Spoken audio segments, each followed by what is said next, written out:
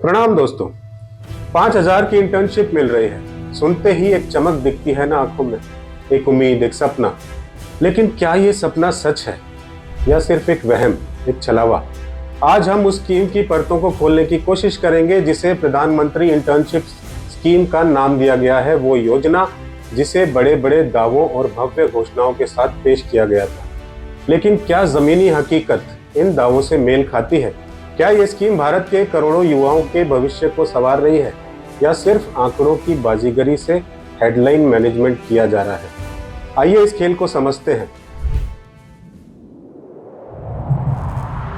New इरा world यानी कि नई युग की नई दुनिया में फिर से आपका स्वागत है। इस स्कीम के अब तक 2 चरण पूरे हुए हैं, फेज 1 और फेज 2।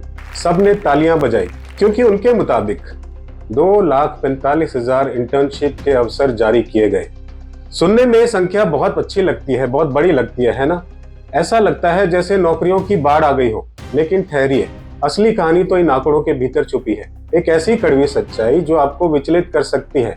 फेज 1 में इन 2,75,000 अवसरों में से आपको पता है कितने छात्रों ने वास्तव में ज्वाइन किया? सिर्फ 8,700। जी हाँ, 8,700। फेज 2 में ये संख्या थोड़ी बढ़ी, लेकिन फिर भी सिर्फ 22,000 से कुछ ज्यादा। यानी कुल मिलाकर जिन तकरीबन 2.5 लाख मौकों का ढिंढोरा पीटा गया, उनमें से सिर्फ 30,000 से भी कम युवाओं को ही ट्रेनिंग मिल पाई है। अब इस विडंबना को समझिए। भारत में हर साल 1.3 करोड़ युवा ग्रेजुएट होते हैं, 1 करोड़ 30 लाख के आसपास नौकरी की तलाश में सड़कों पर भटकते हैं। और इस समंदर में ये 30,000 इंटर्नशिप क्या है? ये ऊंट के मुंह में जीरा भी नहीं है। ये सिर्फ एक तमाशा है, एक फोटो अपॉर्चुनिटी है। ये स्कीम रोजगार का समाधान नहीं है, ये तो सिर्फ एक झुंझुना है जो बजाया जा रहा है। चलिए अब उस सैलरी की बात करते हैं जो आपको इस इंटर्नशिप में मिलेगी। 5,000 रुपये प्रति महीना। 5,000 रुपये। जी हाँ, क्या दिल्ली, मुंबई, बेंगलोर जैसे शहरों में जहाँ छात्र किराए पर रहते हैं, पढ़ाई करते हैं, खाते हैं, क्या 5,000 में उनका गुजारा हो सकता है? ये 5,000 तो उनके चाय नाश्ते के खर्च के लिए भी मुश्किल से पूरे पड़ेंगे। आपको क्या लगता है, क्या ये हमारे युवाओं की मेहनत और समय का अपमान नहीं है? और कंपनियों की सीरियसनेस? कई रिपोर्ट्स बताती हैं कि ये इंटर्नशिप सिर्फ कागजी खाना पूर्ति है। ट्रेनिंग के नाम पर सिर्फ औपचारिकताएं निभाई जाती हैं, ऑफर लेटर आते हैं, लेकिन कम्युनिकेशन इतना घटिया होता है कि छात्रों को पता ही नहीं चलता कि आगे क्या करना है। हजारों छात्रों ने ऑफर एक्सेप्ट किया, लेकिन ज्वाइन करने गए तो पता लगा कि ग्राउंड पर कोई सपोर्ट ही नहीं है। क्या यही है युवा शक्ति को सशक्त बनाने का तरीका? और सबसे बड़ी बात जो बार बार हमें दोहराने की जरूरत है, इंटर्नशिप रोजगार नहीं है, ये सिर्फ एक अनुभव है।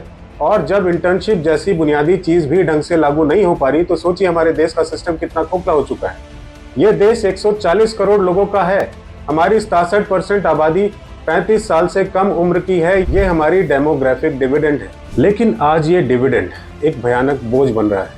भारत में बेरोजगारी दर 7% से ऊपर है और युवाओं में तो ये 13 से 20% के बीच झूल रही है। तो अब करोड़ों युवा रोजगार की तलाश में दर दर भटक रहे हैं। वहाँ ये 2.45 लाख इंटर्नशिप, जिनमें से सिर्फ 30,000 ही भरी जाती हैं, ये क्या है? ये ऊंट के मुंह में जीरा भी नहीं है। ये सिर्फ पब्लिक रिलेशन एक्सरसाइज है ताकि कैमरे के सामने सब कुछ अच्छा दिखाया जा सके।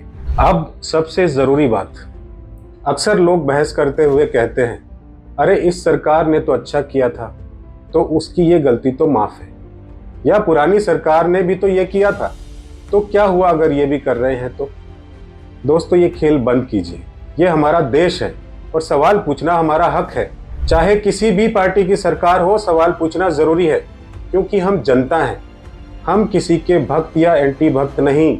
हमारा कोई पसंदीदा नेता हो या नापसंदीदा, जब बात हमारे भविष्य की हो, हमारे हक की हो, तो सवाल तो बनता है, कब तक हम धर्म, जाति, संप्रदाय की बेड़ियों में जकड़े रहेंगे? कब तक हमारे असली मुद्दे बेरोजगारी, महंगाई, शिक्षा और स्वास्थ्य, इन भावनात्मक मुद्दों के तले दबते रहेंगे? इमोशनल पॉलिटिक्स से बाहर निकलो और एक रैशनल सिटीजन बनो।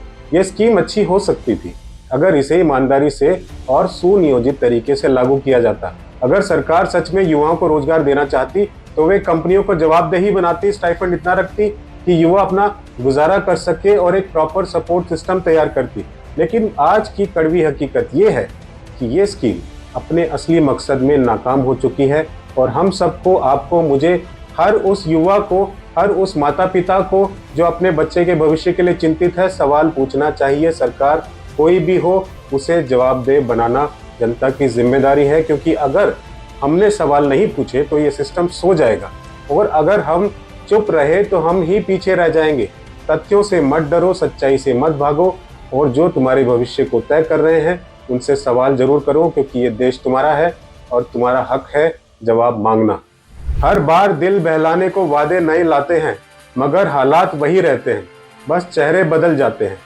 अब ना बात धर्म की हो, ना जात की बेमानी, बात हो रोटी, नौकरी और महंगाई की कहानी। प्रणाम।